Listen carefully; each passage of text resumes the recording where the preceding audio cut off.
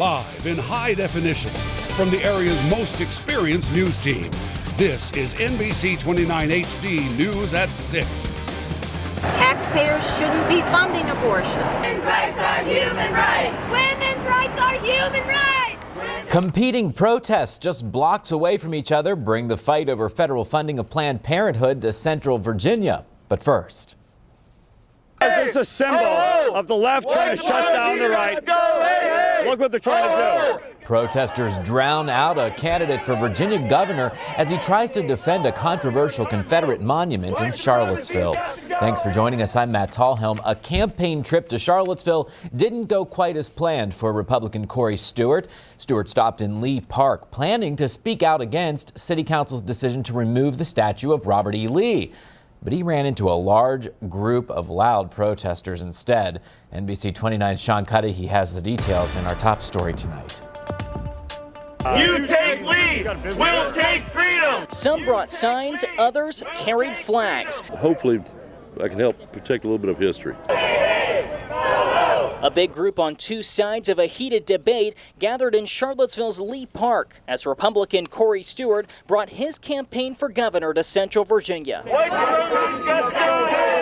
The protest took shape right underneath a statue of Confederate General Robert E. Lee. Charlottesville City Council voted this week to remove and move the monument. There's a statue for somebody who fought to preserve slavery. Just supporting the statue, staying where it's at. Are you ready to make America great again? Stewart, the former Virginia chair for Donald Trump's presidential campaign, was in Charlottesville to add his voice to the debate. His plan to broadcast his opposition to the statue's removal on Facebook Live. But the protesters made that difficult, blocking Stewart's way at times. White supremacy's got to go. Many of them not even pausing as he tried to talk with us. We're here to defend us. We'll take freedom.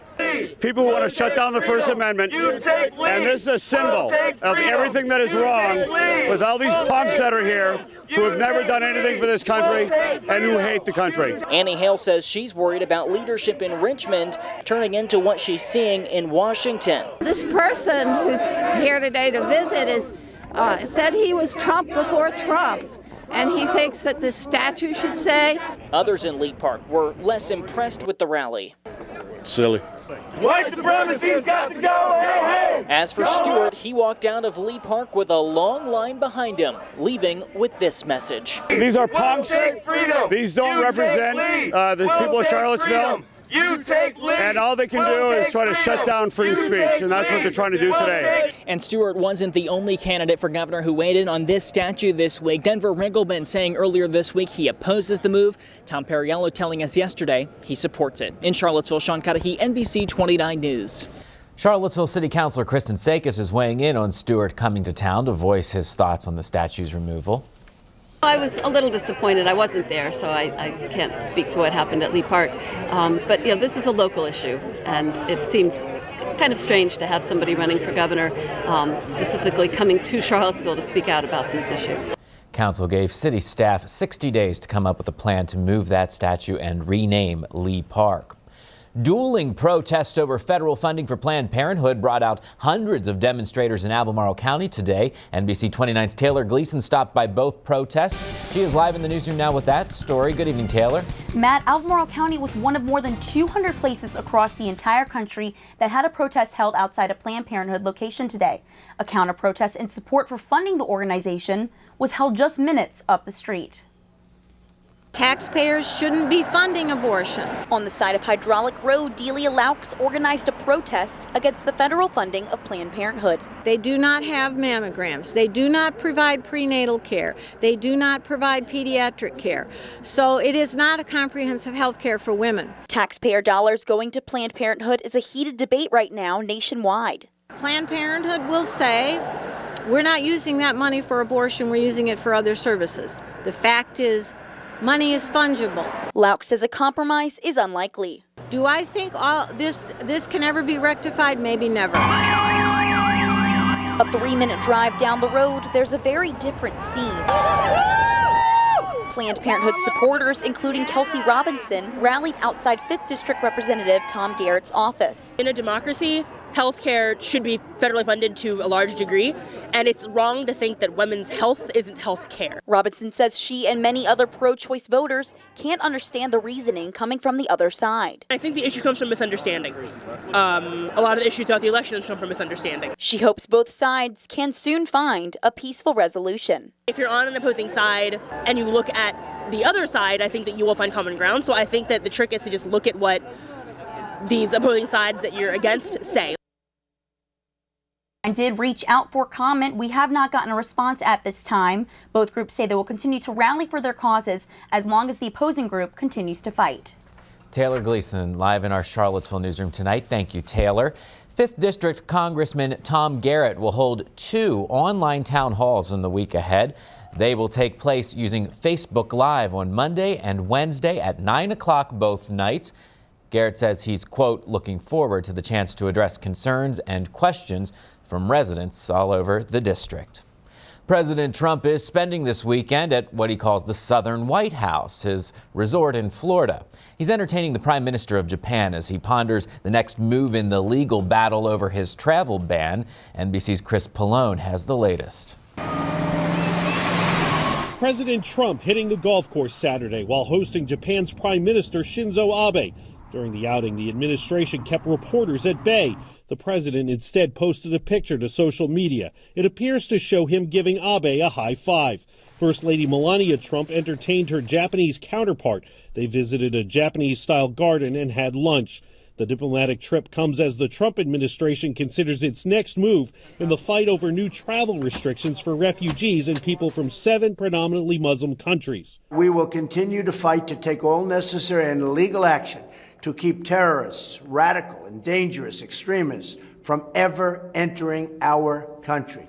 In a briefing Friday, Trump signaled that instead of taking his immigration fight to the Supreme Court, he might just sign a reworked executive order next week. We'll win that battle, but we also have a lot of other options, including just filing a brand new order on Monday. But some legal experts are skeptical about whether even a new order would survive a court challenge. The fact that there's a new executive order won't necessarily get them off the hook with the present litigation. Meanwhile, protesters once again took to the streets of several U.S. cities. Marchers advocated for immigrants' rights in Minnesota. And in Indiana, people who want the government to stop reimbursing Planned Parenthood for medical care were met by counter-protesters who support the organization. Chris Pallone, NBC News. The president of the Greater Augusta Regional Chamber of Commerce is stepping down. Linda Hershey started working as a part-time administrative assistant for the organization 15 years ago. She spent the last 8 years as president. Hershey says she's proud of the Leadership Greater Augusta program, the Academic Achievers program, and winning the Governor's Food Bowl Challenge 2 years in a row. They always say, if you're going to move on, leave on a high note. And I have the best staff ever. I have a great board of directors to work with, and we have been overwhelmed with the number of applications to date. It's been over 70.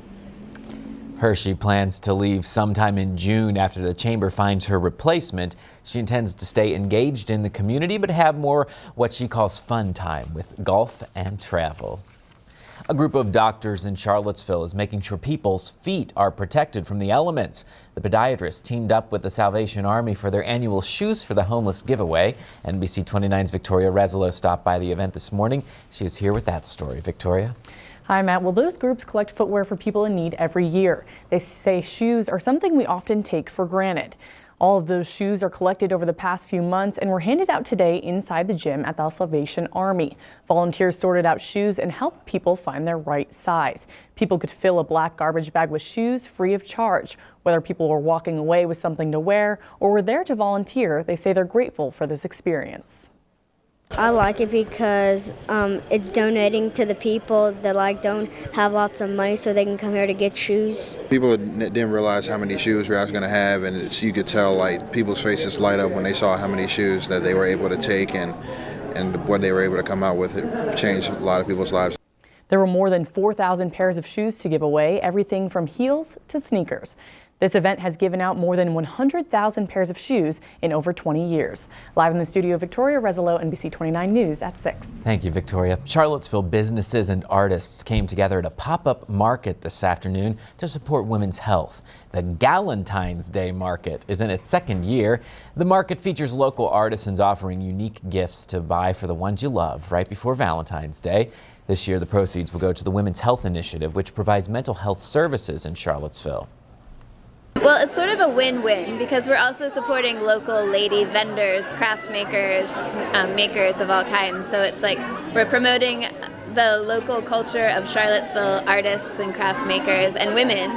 The market hopes to spread awareness of women's services in Charlottesville and also get the word out about those local businesses.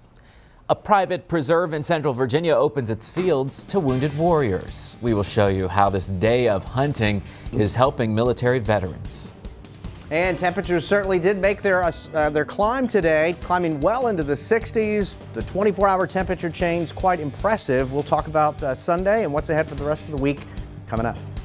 And a little later in sports, the UVA lacrosse team opens its season at Loyola today. Wolf Golke is in with your highlights.